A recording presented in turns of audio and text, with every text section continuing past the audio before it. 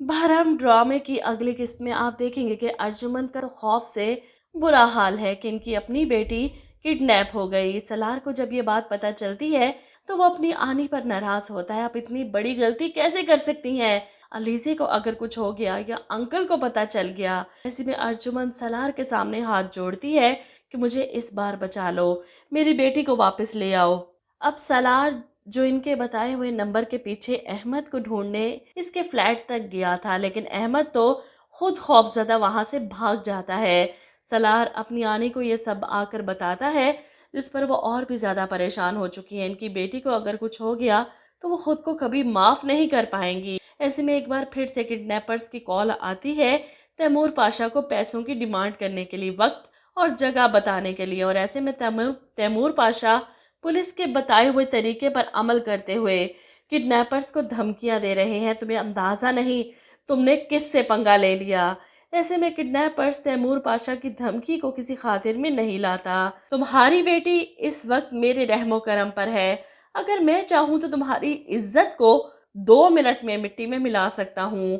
Phone इस वक्त speaker पर था और ये बात सुनकर अर्जुमन के पैरों तले से जमीन खिसक जाती है। इनकी बेटी इनकी वजह से किस हाल को पहुंच गई। वहीं सलार अपनी आनी को देखकर परेशान अफसोस करता है और ये सब सुनकर तो तैमूर पाशा का गुस्से से मुंह सुर्ख हो जाता है। तुम सोच भी नहीं सकते कि मैं तुम्हारा क्या हशर करूंगा अगर तुमने मेरी बेटी को हाथ भी लगाया तो। इतने में कॉल ट्रेस हो जाती है। किडनैपर्स फोन बंद करता है, लेकिन इसे अंदाजा ही नहीं था कि तैमूर पाशा के घर में मौजूद पुलिस वाले इस किडनैपर की लोकेशन मालूम कर चुके हैं।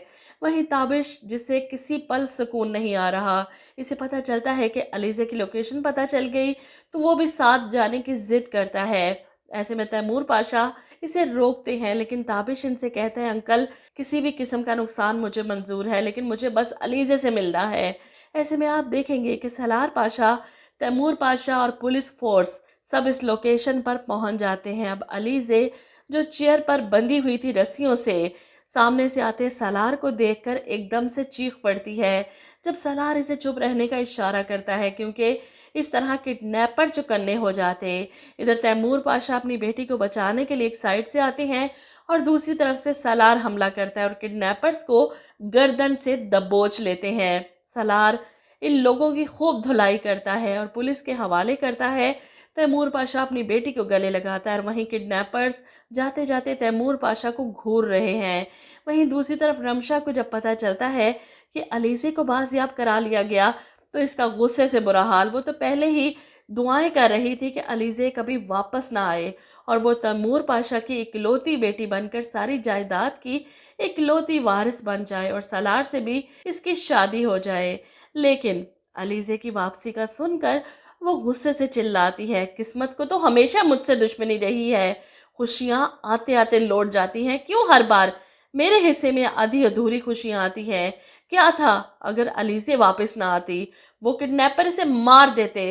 रमशा इस वक्त खुद गर्जी की इंतहा पर है। खैर, अलीज़े घर वापस आती है, अर्जुमंद इसे गले लगाती है, इसके लिए रोती है कि तुम सोच भी नहीं सकती कि मेरी जान निकल रही थी ये सोच सोच कर कि मेरी बेटी इतनी तकलीफ में है। वहीं तैमूर पाशा भी कहते हैं, जो लोग पकड़े गए हैं ना, वो तो सिर्फ मोहरे हैं, इस सारे खेल के पीछे तो किसी और का हाथ है। इनकी बात सुनकर अर्जुमंद के चेहरे का रंग उड़ जाएगा कि अगर इन किडनैपर्स ने मुंह खोल दिया, इनका नाम ले लिया, तैमूर पाशा इसे नहीं छोड़ेंगे। वो इस बारे में सलार से बात करती हैं, कुछ करो, इन किडनैपर्स को रास्ते से हटा दो, वो मेरा नाम ना लें पाशा के सामने। और ऐसे में रमशा, जो दिल पर पत्थर रखे अर्जुमंद बेगम को मुबारकबाद देने इनके कमरे की तरफ आ रही थी, इनकी और सलार की बातें सुन लेती है और इसके बाद सलार पाशा के पास जाती है ये बताने के लिए कि मैंने आंटी और तुम्हारी सारी बातें सुन ली है। ये सुनकर सलार घबरा जाता है, क्या मतलब, कौन सी बातें? अब रमशा के हाथ में है, जो बात इसके हाथ लगी वो इसके जरिए अर्जुमंद और सलार दोनों को ब्लैकमेल कर सकती है। सलार को मजबूर कर सकती है शादी करने के लिए और अर्जुमंद खुद को बचाने के लिए इसके हाथों की कठपुतली बन सकती है। क्योंकि जब सलार जाकर अपनी आनी को बताता है कि रमशा आपके बारे में सब कुछ जान चुकी है, ये सुनकर अर्जुमंद के होश उड़ जाते हैं। सलार, अगर ऐसा है तो मुझे बर्बाद होने से कोई नहीं बचा सकता।